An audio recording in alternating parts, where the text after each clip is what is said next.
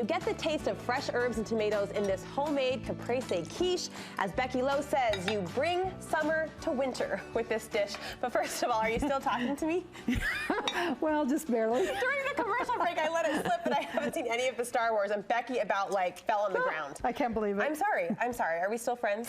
All right. Okay. Okay, fine. I'll tell you what I'm grateful for. I'm grateful that I kicked my cold over the weekend because the smells in this kitchen are just heavenly. You know what I love with this? In the summertime, I can't get enough of fresh tomatoes and fresh mozzarella and basil and drizzle it with a little balsamic vinegar, and it's just, I can even taste it right now. How do we make that appropriate for winter, though? Because it's cold outside. Yeah, it is. And so we're going to put it into a quiche.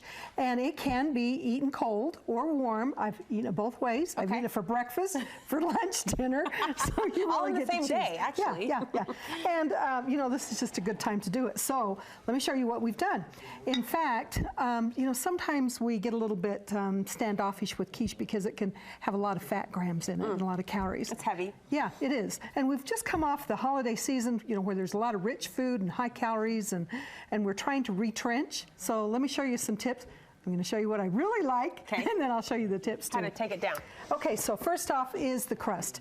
You don't have to use the crust. You can save calories and fat grams just by eliminating the crust. Oh, okay. Okay, and if you're not going to use the crust, then just simply spray your pan with a non-stick spray. But the crust is the best part. It is.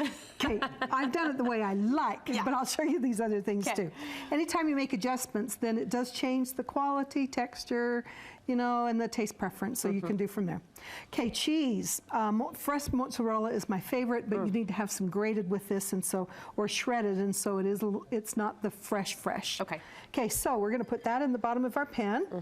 Okay. Oh, just I love that. Love it, love it, love it. Already things are looking good.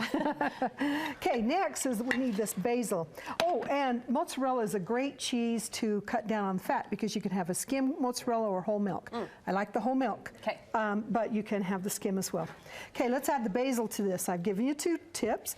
We'll go on to the others, and we want some nice strands of basil with this, so I have a couple of pairs of scissors there. Why don't you grab one and just help me with this? Okay, and to make those nice thin strands, if you just simply stack up the leaves and then roll them or fold them in half. In fact, there was a name to this. What's this called?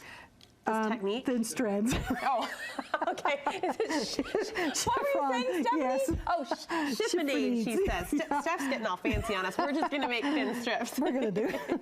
Okay, and I'm going to move my pan over here so that you can chip into it, slice into it as well. Is this working? It is. Okay. You know, and this is a great way whenever you need to snip herbs to do the same way, and then and you can't get enough basil in there. Oh my gosh, you want the fresh. That's the smell that's hitting me the hardest in the best way is this basil. It is. We'll kind of put that on there. Yeah. Great. Okay, so I've given you 2 tips. Yeah.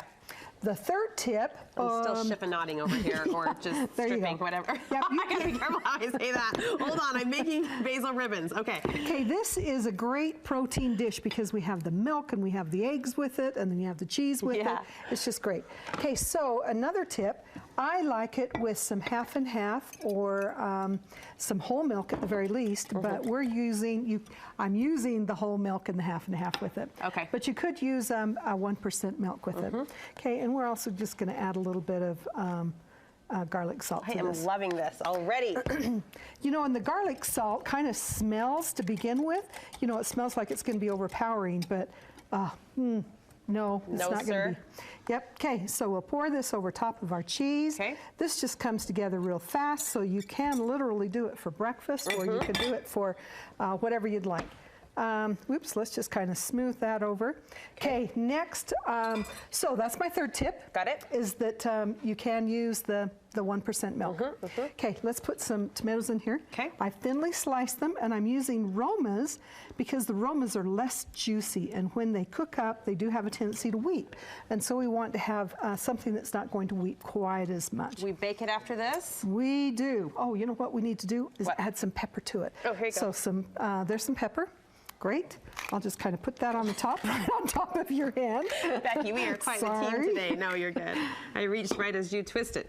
Okay, bake. It bakes at 350 degrees for about 45 minutes. Okay. And then when you're ready to do it, now that balsamic vinegar on the Caprese salad is just wonderful. Yeah. But we're going to make just a really quick glaze or drizzle with it. So I've started off with some garlic, some minced garlic, put in some balsamic vinegar. There it is.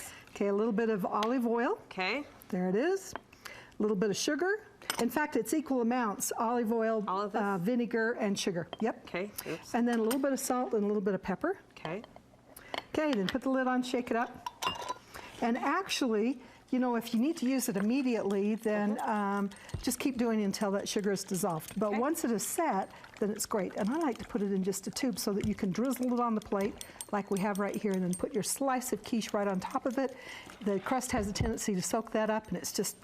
How long can this last in the refrigerator? Well, the only thing that you have perishable in there is the garlic, and the vinegar is a nice preservative, so stick it in there and use it. All right, feel good about it. Becky, thank you so much. You can get this recipe on our website, studio5.ksl.com. Just click on the recipe tab.